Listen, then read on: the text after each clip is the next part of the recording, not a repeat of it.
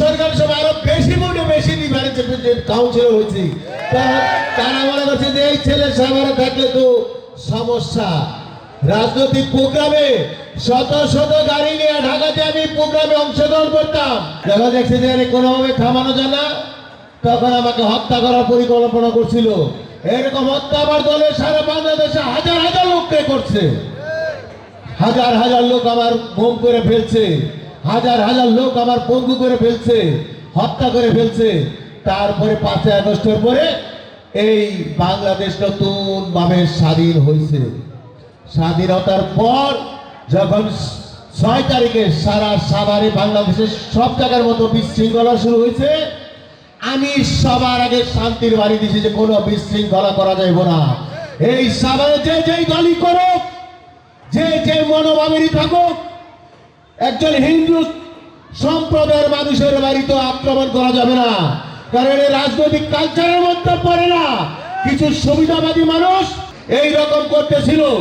যখন আমি দেখলাম কেউ কিছু বলছে না এবং সমানে অরাজকতা চলছে, তখন আমি ভিডিও বার্তা দিছি, যারা এই সাভারের মাটিতে বিশৃঙ্খলা করবো, কঠোর হস্তে দমন করা হবে, কঠোর হস্তে দমন করা হবে। একদম হবে। সাভারের সমস্ত বিশৃঙ্খলা 1 দিনের ভিতরে 1 ঘন্টার ভিতরে শেষ হয়ে গেছে। কারণ আমার মনে হয়েছে এই মানুষগুলো সাভারে অপরাধ যে করছে তার বিচার হবে, কিন্তু কিছু সুবিধাবাদী মানুষ তার পূর্ব শত্রুতার জের ধরে এর বাড়ি ওর বাড়ি হামলা করে মানুষকে ধ্বংস করার একটা সাভারের শান্তি শৃঙ্খলা নষ্ট করতেছে। এইটা আমি একজন রাজনৈতিক কর্মী হিসাবে আমি মাইনা নিতে পারি নাই। কারণ সাভারের সবচাইতে বেশি নির্যাতিত হয়েছে আমি, সবচাইতে বেশি মামলা ছিল আমার নামে, অনেকেই সাভারে ছিল, কিন্তু আমি একটা কাউন্সিলরে সাভারে থাকতে পারি নাই, খালি মাথা ব্যথা না করার কারণে। আমি বার্তা দিয়েছিলাম যে কষ্ট আমি করছি, এই কষ্ট যেন আর সাভারের কোনো মানুষ না করে। আমরা এমন একটা সংস্কৃতি করতে চাই, দলমত নির্বিশেষে সকল ভালো মানুষ সাভারে সুন্দরভাবে ভালোভাবে বসবাস করবে। তার গ্যারান্টি আমার দল বিএনপি এবং আমার নেতা ডক্টর সালাউদ্দিন বাবু। আমরা এমন সাভার করতে চাই যে সাভার বিগত 17 বছর আমি কাউন্সিলর ছিলাম, আমি এলাকায় থাকতে পারি নাই। ডাক্তার মোহাম্মদ সালাউদ্দিন বাবু সাবেক এমপি, তিনি তার সাভারের বাড়ি থাকতে পারি নাই। আমার বাড়িতে কয়েকবার ভাঙচুর করা হয়েছে, গুলি করা হয়েছে, লুটপাট করা হয়েছে। ডাক্তার মোহাম্মদ সালাউদ্দিন বাবুর বাড়িটাও ভাঙচুর করা হয়েছে, লুটপাট করা হয়েছে। এমন অনেক নেতা কর্মীর বাড়ি ভাঙচুর করা হয়েছে। আমরা সেই দিন আর ফিরতে চাই না।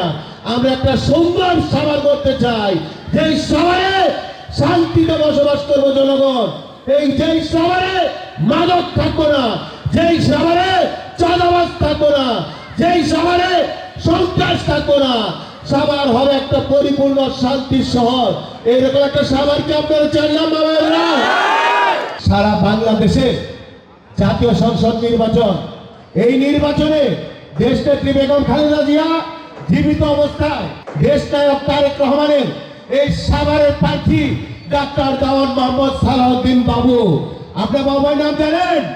এর আগে আপনাকে ভোটে 2 বার সংসদ সদস্য নির্বাচিত হয়েছিলেন। এমন একজন লোককে সাভারে বিএনপির দায়িত্ব দেওয়া হয়েছে, দানিশ সিকদার হাতে দেওয়া হয়েছে, যিনি পরীক্ষিত নেতা, সাভারের উন্নয়নের রূপকার। আগামীতে তাকে দানিশে ভোট দিবেন তো সবাই? ডাক্তার মোহাম্মদ সালাউদ্দিন বাবুকে দানিশে ভোট দিলেই আমরা সার্থক। উনি এমপি হইতে পারলে আমি মেয়র হইতে পারবো, আর আমি মেয়র হইতে পারলে আপনাকে পাশে আছি, সব সময় সেবা জানাবো।